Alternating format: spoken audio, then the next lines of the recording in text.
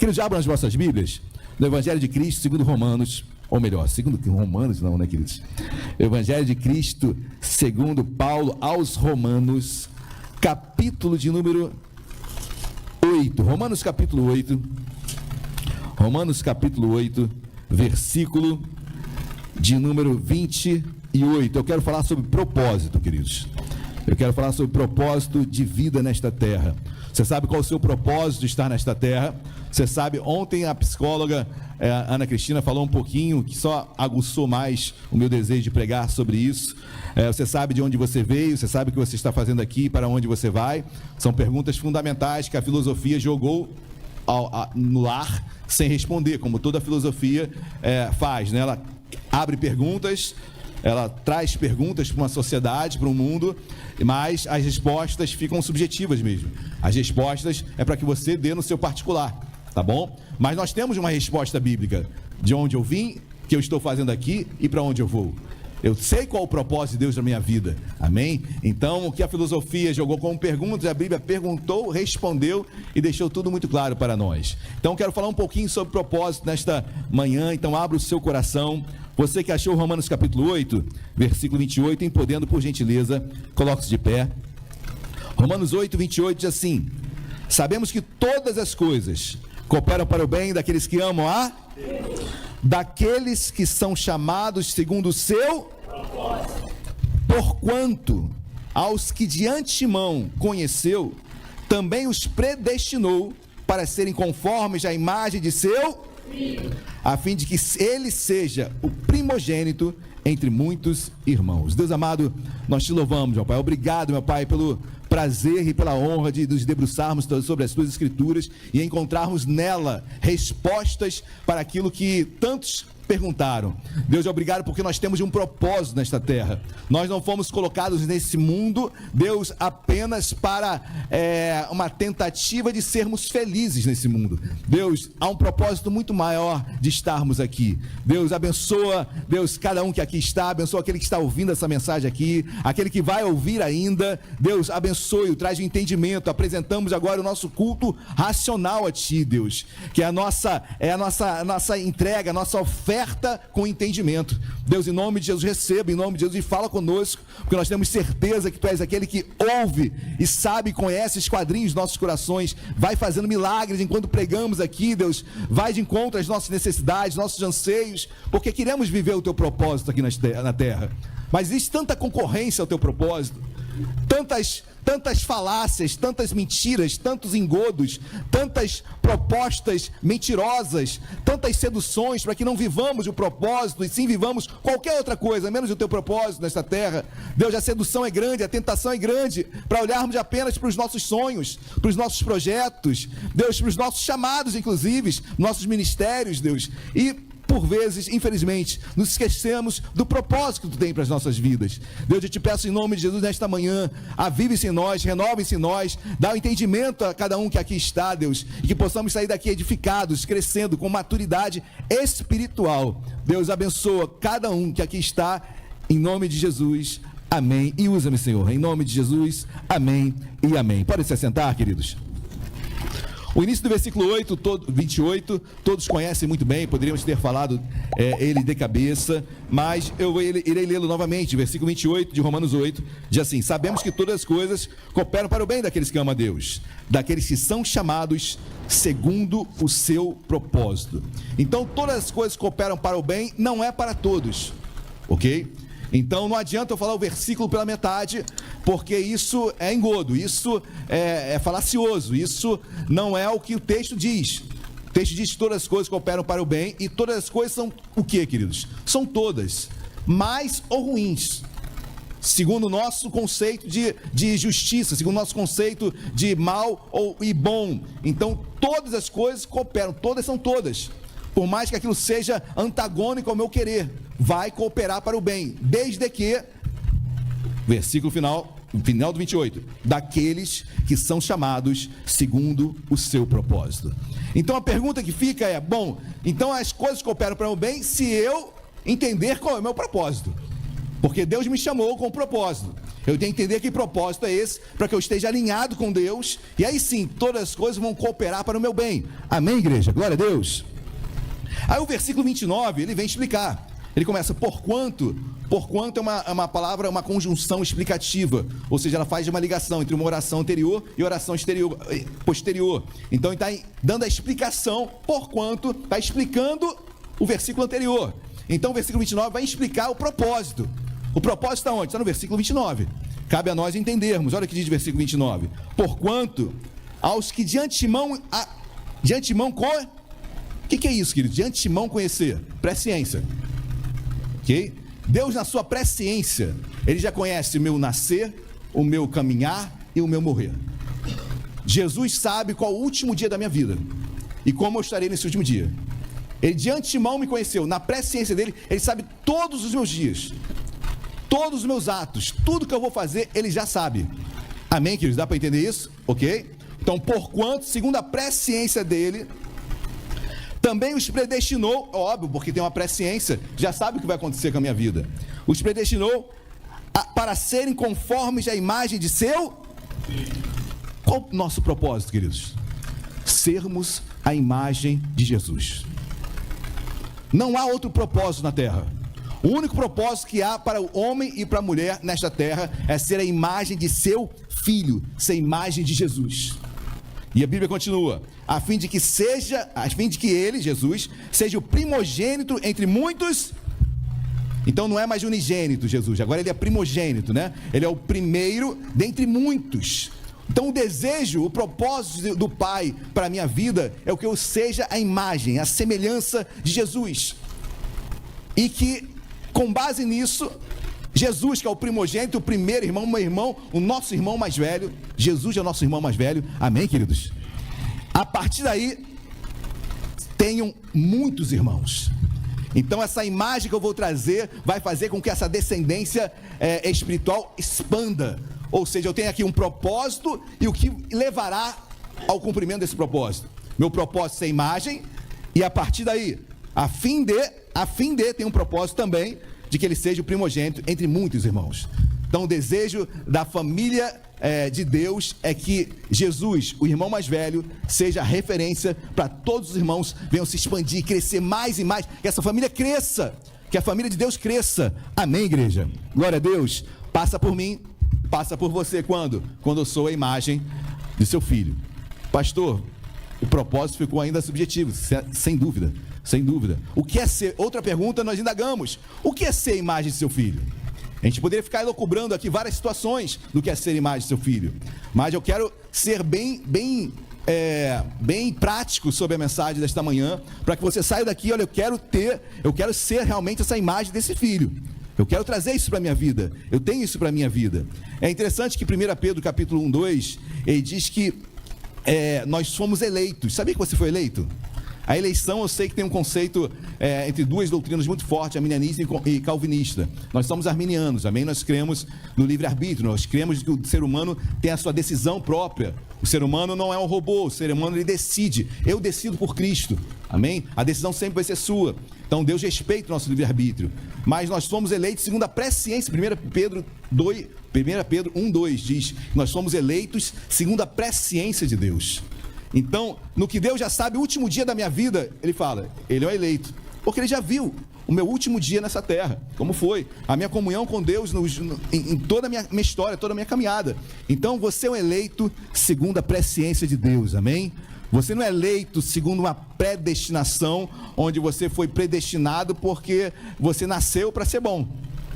Onde Deus fez uns bons e outros ruins. Nós não cremos nisso, tá bom? Nós cremos que Deus fez o ser humano com livre-arbítrio, com decisão própria de escolha.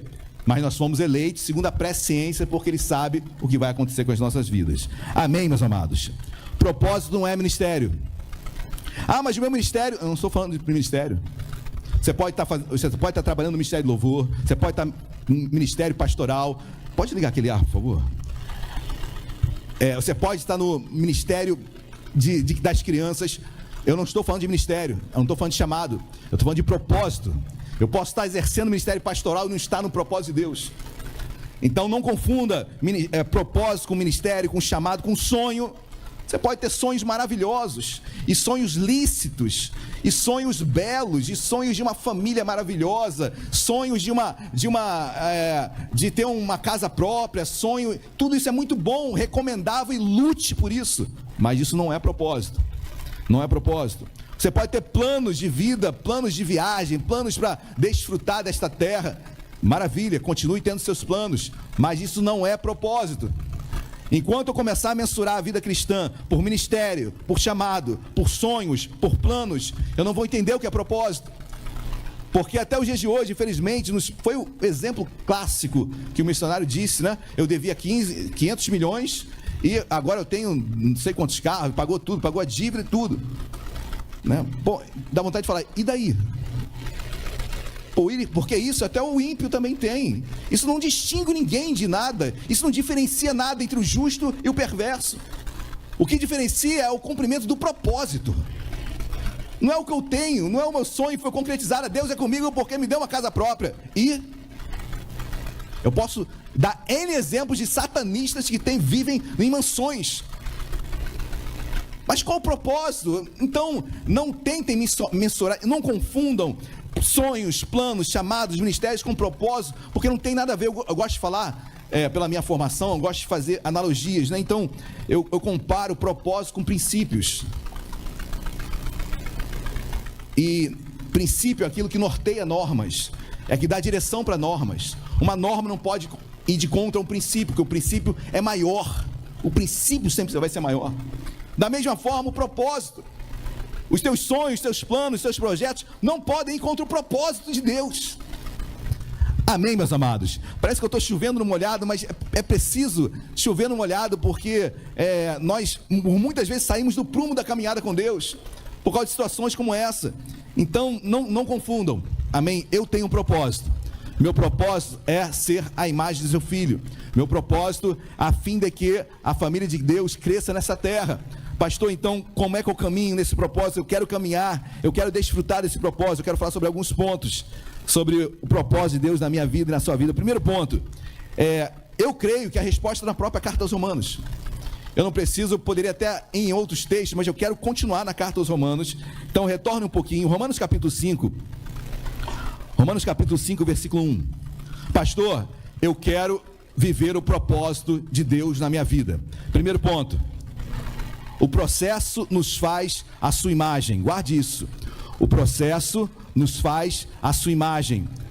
O processo nesta terra me faz a imagem de Cristo. Olha o que diz Romanos 5, versículo 1. Todos acharam, amém? Justificados, pois, mediante a fé, temos paz com Deus por meio de nosso Senhor Jesus Cristo, por intermédio de quem obtivemos igualmente acesso pela fé a esta graça na qual estamos firmes e gloriamo-nos na esperança da glória de Deus. Versículo 3. E não somente isto, mas também nos gloriamos nas próprias, sabendo que a tribulação produz, e a perseverança, e a experiência. Tem um processo, queridos. Então, eu entender o propósito que Deus tem na minha vida, e esse propósito, essa imagem dele, como Deus opera isso. É um processo, é a fé, sim, mas eu tenho que me gloriar nas tribulações. Existe algum crente maluco aqui que dá glória a Deus quando passa por problemas? Porque são esses malucos que Deus está à procura, queridos. Porque o texto é claro, olha, e não somente isso, mas também nos gloriamos nas próprias tribulações. Loucura, queridos. Por isso que o evangelho, a palavra de Deus é loucura para aqueles que se perdem, mas para nós é poder de Deus. Para quem está lá fora isso é loucura, para nós não pode ser, para nós é poder. Para nós é se gloriar naquilo que está adverso àquilo que estamos vivendo. E a Bíblia diz que quando eu me glorio, quando eu dou graças a isso, sabendo que a tribulação produz perseverança, tem um propósito. Então o propósito de Deus na minha vida, que é ser a imagem dele, começa a ser forjada com a tribulação, a partir do momento que eu entendo a tribulação.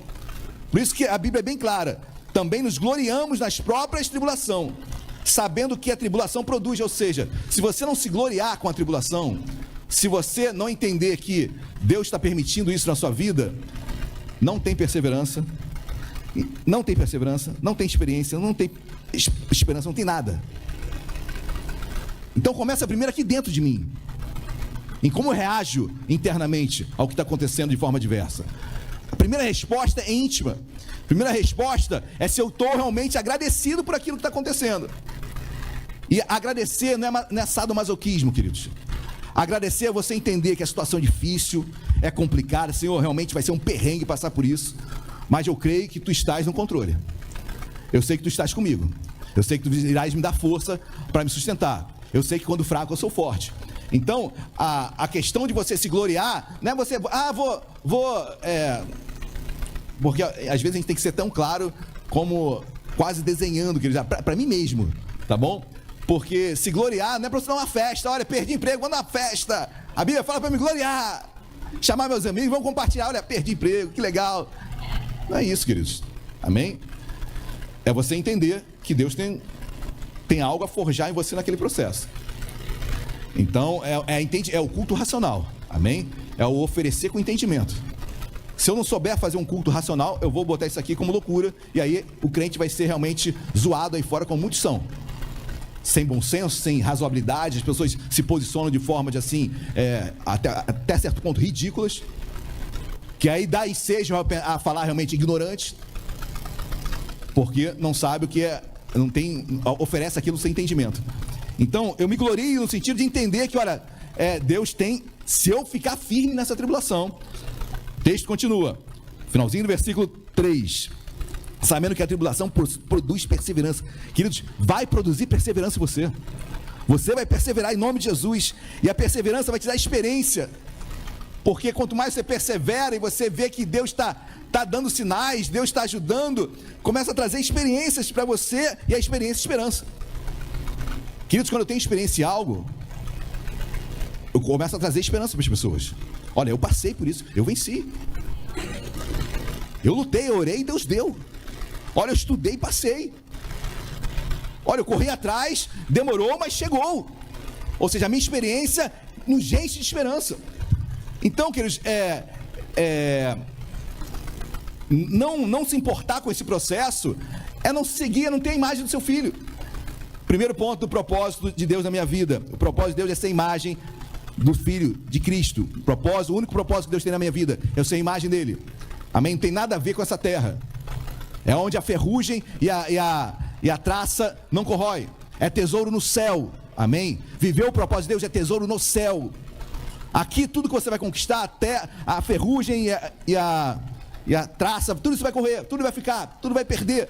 Nada vai contigo para o céu, queridos. Amém? Mas o teu propósito, quando ele é cumprido, quando você segue nesta terra, segundo a imagem do seu filho, vivendo todas as situações, tenha certeza, tesouro no céu você está acumulando em nome de Jesus, amém? Glória a Deus. Pula para o capítulo 6, Romanos 6, versículo de número 1. Romanos 6, versículo 1 diz assim: que diremos, pois? Permaneceremos no pecado para que seja a graça mais abundante? Versículo 2: de modo nenhum. Como viveremos ainda no pecado, nós que para ele morremos?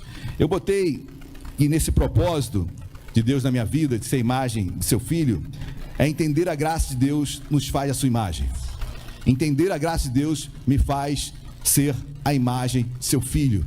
Porque, queridos, aqui é um dilema, né? Paulo começa a escrever o capítulo 6 e ele diz: que diremos, pois? Permaneceremos no pecado para que seja a graça mais abundante? Porque nos versículos anteriores a Bíblia diz: onde abundou o pecado, superabundou a graça. Então Paulo faz quase que uma pergunta retórica, imediata e lógica. Então o que diremos, pois? Viveremos no pecado para que a graça seja mais abundante? Tem uma certa razão lógica, né? Mas ao mesmo tempo, queridos, porque se abunda o pecado, mais graça Deus dá, mais perdão há. Então, se eu continuar pecando, mais graça virá. Aí Paulo tem que interromper esse capítulo 6 e ele fala no versículo 2: de modo nenhum. Como viveremos ainda no pecado, nós que para ele morremos? Ou seja, não faça da graça o teu álibi para pecar. Não use o favor de Deus para que você continue a sua vida medíocre em pecado. Era isso que Paulo está falando. E queridos, nós somos muito assim, infelizmente. Nós, quando temos amizades solícitas, amizades abençoadas, amizades que a tendência do ser humano é abusar. É ou não é, queridos? Infelizmente, as pessoas não abusam às vezes? Abusam às vezes da sua solicitude, da sua generosidade e acaba abusando. Porque não consegue compreender. A mesma coisa com Deus. Deus de amor? É. É misericordioso? É. A graça é abundante? É. Então, chutar o pau da barraca. No final das contas ele vai compreender. O problema é que você não sabe quando é o final das contas. O problema é que você não sabe quando é o final das contas. Então, que pode ser a qualquer momento, a qualquer hora. Outro dia eu estava vendo o vídeo, o pastor estava pregando e morreu no púlpito. Pregando no púlpito.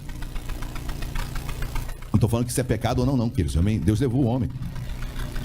Eu acho que morrer no púlpito é lindo, mas eu não queria morrer, não. Acho que a imagem não vai ser muito boa. Então, queridos, mas assim, Paulo adverte, olha, você quer viver o propósito, quer ser a imagem de Cristo? Então, preste atenção, não abusa da graça. Não abusa do favor que foi feito na cruz por ti. Caminhe com Ele, amém? Glória a Deus. Terceiro ponto desse meu propósito aqui na terra, que é essa imagem de Cristo Jesus. Romanos capítulo 7 é um texto que muitos tomam de uma forma assim precipitada. Romanos capítulo 7, a partir do versículo 15, olha o que Paulo diz. Todos acharam, amém? Romanos 7, versículo 15, assim. Paulo dizendo: porque nem mesmo compreendo meu próprio modo de agir, pois não faço o que prefiro, e sim o que detesto. Ora, se faço o que não quero, consinto com a lei que é boa. Neste caso, quem faz isto não sou eu, mas o pecado que habita em mim. Porque eu sei que em mim, isto é, na minha carne, não habita bem nenhum, pois o querer o bem está em mim, não porém o efetuá-lo. Versículo 19. Porque não faço o bem que prefiro, mas o mal que não quero, esse... Versículo 22. Pula para o 24. Desventurado homem que sou, quem me livrará do corpo dessa morte? Queridos, esse texto todos nós conhecemos, né? Paulo entra num divã pessoal e ele começa a falar: o mal que eu não quero fazer, eu faço. E o bem que eu desejava fazer, eu acabo não fazendo. Ou seja, ele está num quebrantamento, numa luta interior, onde o Espírito está caminhando ele para fazer o bem, mas a carne dele quer fazer o mal. E por vezes a carne prevalecia sobre o Espírito. Ele fazia o mal em vez de fazer o bem. Ele começa a entrar num dilema com Deus. E obviamente, queridos, quando a gente começa a pensar assim, no propósito que é ser a imagem do Filho, no propósito que Deus tem na minha vida, que é ser a imagem de Cristo, começa a ser corrompido, maculado isso. E Paulo começa a entrar num questionamento, num dilema, e o versículo 24 ele diz assim: desventurado homem que sou. Em outras versões, miserável homem que sou, quem me livrará do corpo dessa morte? Então ele fala, miserável que eu sou. E nesse terceiro ponto, eu intitulei assim, queridos: entender a sua miserabilidade nos faz a sua imagem. Entenda quão miserável você é. E não entenda de forma pejorativa, não. Entenda no sentido de miséria, de algo que realmente que não agrada. Na nossa carne é uma miséria. A nossa carne, ela milita para apenas atender os nossos desejos pessoais e totalmente desafetos a Deus. Então nossa alma é miserável. E é interessante esse versículo 24, que diz assim: miserável, desventurado homem que sou, quem me livrará do corpo dessa? Existia, alguns dizem que em Roma havia isso, mas é muito polêmico. Mas no primeiro século já havia bastante isso. Inácio de Antioquia, um dos pais da igreja, ele escreve sobre isso, que existia um tipo de, eu não diria morte, mas de um tipo de flagelo, talvez um tipo de punição, chamado necroforia. Não é folia não, folia tem cunho sexual. Necroforia. O que é a necroforia? É uma pessoa sentenciada por algo, cometeu um crime, e sobre ela era colocado um corpo de uma pessoa morta, amarrada sobre ela. Aquele corpo ficava sobre ela, um defunto mesmo, colocava sobre o corpo daquela pessoa viva, amarrava, e ela ficava cumprindo a pena com aquele corpo podre sobre o dela. Obviamente, queridos, né, por todos a podridão, toda a contaminação, aquele corpo vivo ia morrendo aos poucos por causa do cadáver que estava sobre as suas costas. Alguns entendem que Paulo, quando fala esse versículo 24, se referia a esse tipo de necroforia, tá bom? Quando ele diz, desventurado homem que sou, quem me livrará do corpo desta morte? Tá bom? A gente só tem respaldo sobre os pais da igreja, Inácio de Antioquia, no século I pós-morte de Cristo. Ele fala um pouquinho sobre essa necrofaria, que era um costume romano também usar como pena. Então, se for assim, entendendo-se como verdadeira essa questão, Paulo poderia sim estar se referindo a esse tipo de pena, de morte. Então, queridos, pensando assim, rapidamente, o que é o morto matando o vivo, né? É o morto matando o vivo. É o pecado matando o vivo. O que Paulo está falando é o seguinte: olha, quem vai tirar esse corpo, quem vai tirar esse pecado de mim? Está me matando. Está me matando e aos poucos vai apodrecendo. Sabe aquela doença que vai aos poucos, e você vai acabando entendendo que aquilo é normal, que não tem mais jeito, vai perdurando, vai só aumentando, e você vai se entregando, e Paulo está falando isso. Olha, quem vai me livrar do corpo dessa morte, dessa miserabilidade? Queridos, o pecado é miserável em nós. Nosso corpo, a nossa carne, esse pecado, ele nos assedia realmente a trazer morte para a nossa vida. Morte na nossa vida. Quem está entendendo, diga amém. Eu tenho que olhar para isso, para esse estado miserável que Paulo falou, e entender, olha, realmente a minha carne é miserável. O pecado não brinca. Ele vai trazendo podridão e vai matando paulatinamente. E aí entender o propósito de Deus como ser a imagem de Cristo, queridos, eu tenho que entender essa miserabilidade da minha carne. Não brinca com a carne. Ela é miserável. Ela gosta de coisa podre. Não brinque com a sua carne. Não brinque com o pecado. Porque viver o propósito de Deus, que é ser a imagem de seu filho, é não brincar com o pecado. E o que me chama a atenção, queridos, que o que me chama a atenção é que os versículos anteriores, os crentes ficam usando como álibi para os seus erros. Porque o mal que eu queria não fiz. Toma vergonha na cara.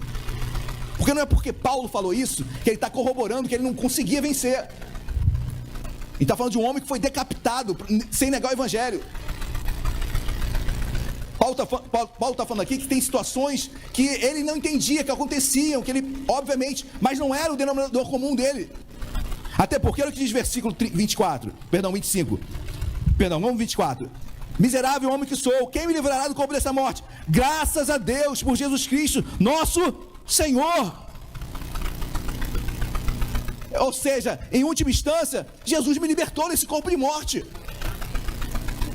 Então, se eu estou vivendo isso de quero fazer o bem e faço o mal, quero fazer o bem, o mal e faço o bem, se eu estou nessa dubiedade, nesses posicionamentos dobres, queridos, Jesus já me livrou disso. Amém? Eu tenho que lutar contra isso. Amém? Se eu quero viver e ser a imagem, quero cumprir o propósito de Deus na minha vida, eu tenho que lutar contra isso. Amém, meus amados? Glória a Deus, senão você vai morrendo aos poucos. É o morto-vivo. Vem para a igreja, você nem sente. Todo podre por dentro. Todo podre por dentro. Porque leva o corpo, o cadáver sobre ele. Leva o pecado sobre ele e está morrendo nem sentindo.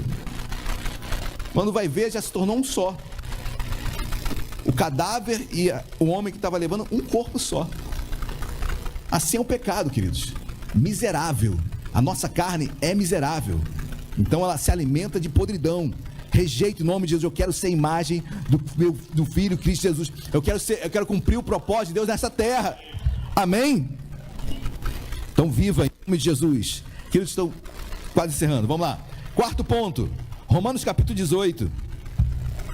Se eu quero entender o propósito de Deus na minha vida, se eu quero ser a imagem de Cristo, olha que diz Romanos 8, eu intitulei assim: compreender de onde veio, para onde, o que você está fazendo aqui, para onde você vai, nos faz a sua imagem. Queridos, quando você entende o propósito, de Deus na sua vida, que é ser semelhante a Cristo, todas as demais coisas ficam muito mitigadas. Todas as demais coisas ganham uma pequenez assim enorme. Todas as demais coisas perdem aquele vulto de espetacular. Quando você entende o propósito de Deus na sua vida, e talvez seja esse o grande desafio do ser humano, quando entende esse propósito de ser a imagem de Cristo, de caminhar como Cristo, que todas as demais coisas perdem valor. É aquele louvor de Maria, né? Tão tocado hoje em dia, né? Então, é entender o valor.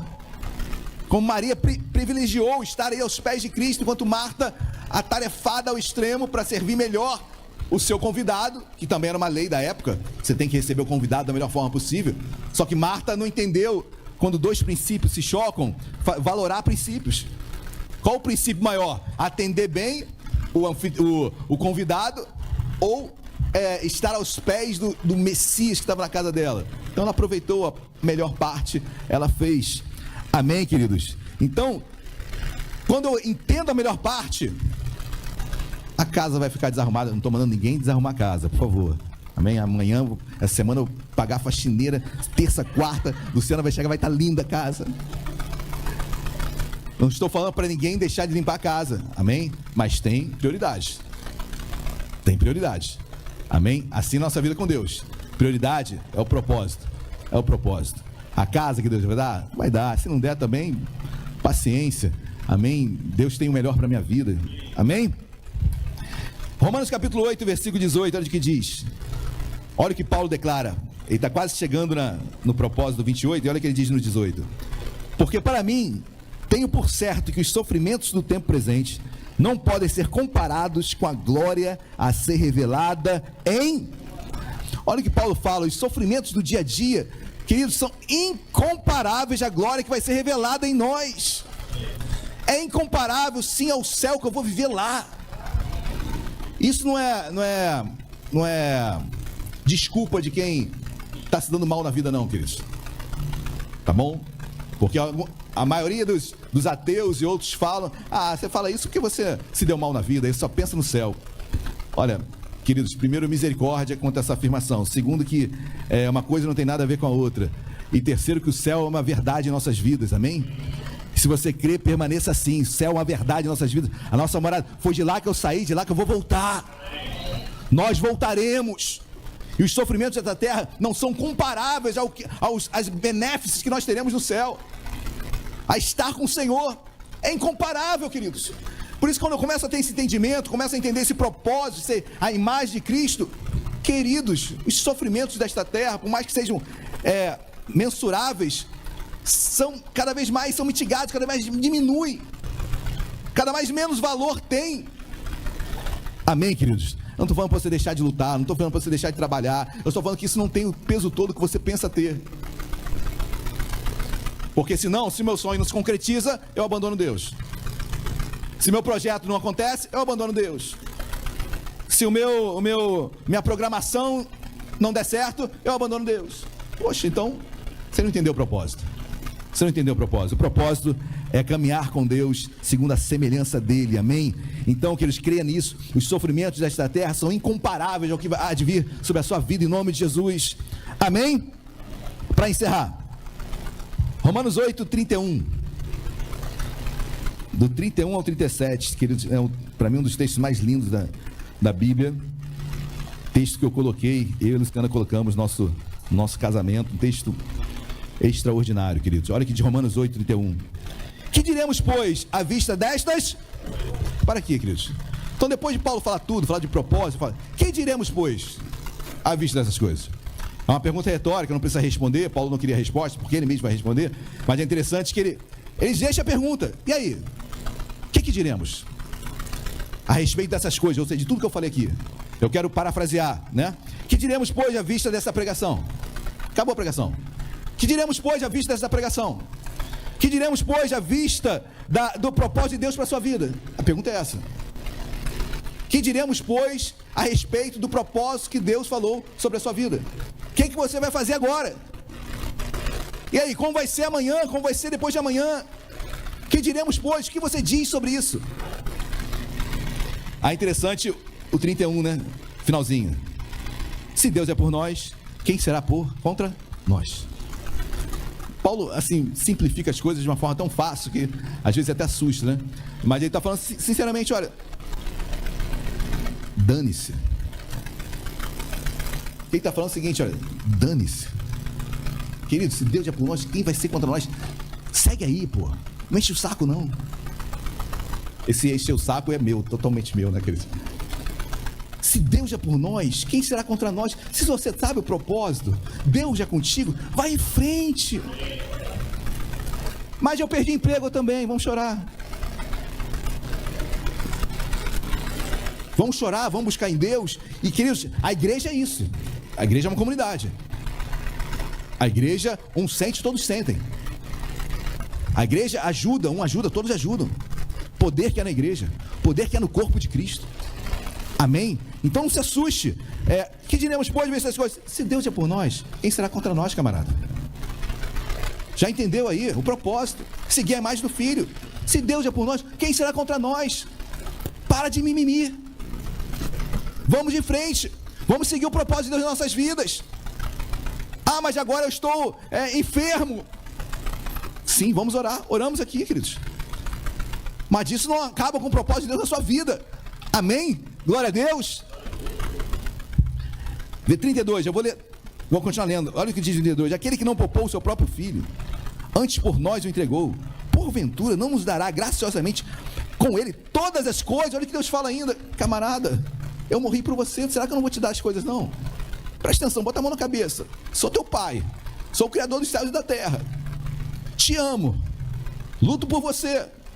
Já botou a mão na cabeça um pouquinho? Se você seguir meu propósito, as coisas vão melhorar na tua vida também, aqui na terra. Será que eu não vou te dar também? Olha o finalzinho do versículo 32. Não nos dará graciosamente com ele todas as coisas? Será que ele também não dará? Olha Paulo dando a brecha, queridos.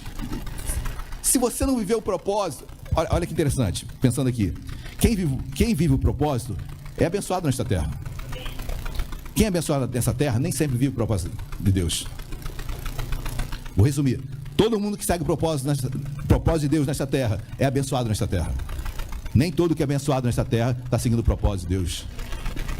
Então, queridos, siga o propósito, porque Deus vai te abençoar. Ele não vai dar graciosamente. O que é graciosamente? Sem favor algum. Todas as coisas, Deus vai dar. Amém? Pastor, então, aquela casa na praia, Deus vai me dar? Pode ser. Pode ser. Aí depois você divide, né? Como o senhor falou. Você chama toda a igreja para passar o final de semana lá. Amém, queridos? Mas é pré-condição, é condição sine qua non, é condição indispensável para Deus me abençoar. Eu viver o propósito? Sim, com certeza. Com certeza. Viva o propósito, Deus vai te abençoar. Amém, queridos? Glória a Deus. E o texto continua, versículo 33. Quem tentará acusação com os eleitos de Deus? É Deus quem o justifica. Olha, é só Deus nos pegando no colo e falando, siga o meu propósito. Quem vai acusar vocês, camarada? Ah, mas o diabo, ele tem chifre, ele é muito poderoso, ele é um diabão, Meu Deus, misericórdia, né, queridos? Quem tentará acusação com os eleitos do Senhor? Aí Deus fala, sou eu que o justifico. Sou eu que declarei ele justo. Pode se levantar o que for. É só Deus nos dando garantia, olha, querido, viva o propósito. Amém. Aí o 34, quem os condenará? E é Cristo Jesus quem morreu, ou antes, quem ressuscitou, o que está à direita de Deus, e também intercede por nós. Quem nos separará do amor de... Ah, interessante isso, queridos. Quem nos separar do amor de Cristo, e não quem nos separar do amor... não quem nos separar... Quem nos separará do amor de Cristo? Será tribulação? Então, olha que interessante, queridos. Quem nos separar do amor de Cristo? O amor de Cristo por nós. Amém? Não é o teu amor por Cristo, não. Porque você tem o teu livre-arbítrio. Você pode decidir. Mas Deus garante, olha, quem vai nos separar do amor que eu tenho por você? Aí vem você, a tribulação. A tribulação me separa, você não me ama. Deus continua te amando. Em meia tribulação ele fala, eu vou te amar. Ah, mas eu estou tão angustiado. No meio da tua angústia, eu te amo. Aí você fala, muita perseguição. Eu continuo te amando. Continuo te amando. Aí você fala, mas eu estou com fome, estou sem dinheiro. Eu continuo te amando. Amém, queridos? Glória a Deus. Ou nudez, ou perigo, ou espada. Deus continua nos amando. Você pode usar o álibi que quiser. Eu sou incapaz, eu sou um zero à esquerda, né? Ele continua te amando. Deus está sempre pronto para você. Nunca desistiu de você. Amém, queridos? Pula para o 37. Em todas essas coisas, porém, somos mais que por meio daquele que nos amou. Porque eu estou bem certo. Eu estou bem certo. Paulo falando, queridos. Nem a morte, nem a vida, nem os anjos, nem os principados. Resumindo, nada que você viva nessa terra, queridos, nenhuma decepção nessa terra, nenhuma adversidade que você vive nessa terra, qualquer problema, nada disso pode te separar do amor de Deus. Por quê? Porque você vive um propósito. O que te define é propósito. Não é a tribulação, não é nudez, não é perseguição, não é espada, não é fome, é propósito. Amém, queridos? Glória a Deus. Aí ele termina dizendo: nem anjos, nem principados, nem as coisas do presente, nem do porvir, nem os poderes, nem a altura, nem a profundidade, nem qualquer outra criatura pode separar-nos do amor de Deus que está em Cristo Jesus, nosso Senhor. Amém, igreja? Glória a Deus. Nada vai te separar. Viva o propósito de Deus na sua vida. Viva a imagem. Vale a pena viver em santidade. Vale a pena viver como Cristo andou. Amém? Não são seus sonhos, não são seus projetos, não são seus planos que vão definir se a sua vida está pautada em Deus ou não. Glória a Deus, igreja. Repito, podem ter pessoas aqui com tudo nesta terra, prosperando nesta terra, e não sabem o que é o propósito de Deus. Podem ter pessoas na igreja e não viverem o propósito de Deus. Não pode ter tanta coisa. Amém? E pode ter aquele camarada que você olha e você diz: meu Deus, não é possível que o Senhor esteja na vida dele. E ele está cumprindo o propósito de Deus na vida dele. Se chamássemos Pedro para dar um testemunho aqui, Pedro, apóstolo Pedro, eu não estou invocando mortos não, está amarrado em nome de Jesus, tá, queridos? Necromancia é coisa do inferno. Amém? Eu estou só apenas fazendo uma ilustração. Como seria o testemunho de Pedro nesse púlpito? Você já parou para pensar? Como seria o testemunho de Paulo? Olha, fui apedrejado, fui açoitado, fui decapitado. Aí já não podia falar isso, né? Mas já parou para pensar o testemunho de Cristo? Cristo, dá teu testemunho aí. Aí Cristo sobe no púlpito e vai falar: olha, meu final, morri numa cruz, fui dilacerado. Queridos, vocês estão entendendo que a propósito não tem nada a ver com a tua vida aqui na terra?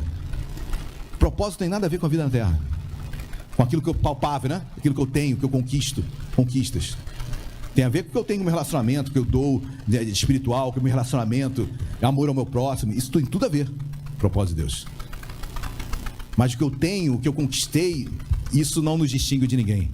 Amém? Então viva o propósito de Deus na sua vida. Que as pessoas possam conhecê-lo e conhecê-la pelo propósito que Deus tem nas suas vidas. Amém, meus amados? Desligaram a luz de propósito para acabar o culto? É sugestivo? Ou... Vamos colocar de pé, queridos. Vamos colocar de pé. Vamos orar. Vamos agradecer a Deus. Amém? Viva o propósito dele na tua vida. Pastor, aprendi hoje. O propósito é ser a imagem de Cristo. Eu quero ter essa imagem. Eu quero passar por esse processo. Eu quero lutar contra o pecado. Eu quero reconhecer que no céu Deus tem muito mais para mim. Eu quero ter a certeza, Senhor, que Deus, se Deus é por nós, quem será contra nós? Viva o propósito de Deus na sua vida. Você vai ver como os problemas que existem na sua vida vão começar a ter um peso menor. Você vai começar a ver o copo um pouco mais cheio. Você vai começar a dar valor àquilo que tem valor realmente. Senhor, obrigado porque eu estou de pé. Obrigado porque a minha família em Deus vai aumentar. Obrigado porque pessoas estão se convertendo através da minha pregação. Obrigado porque eu estou sendo um cristão no meu colégio, no meu trabalho. Obrigado porque o teu propósito está se cumprindo. Amém?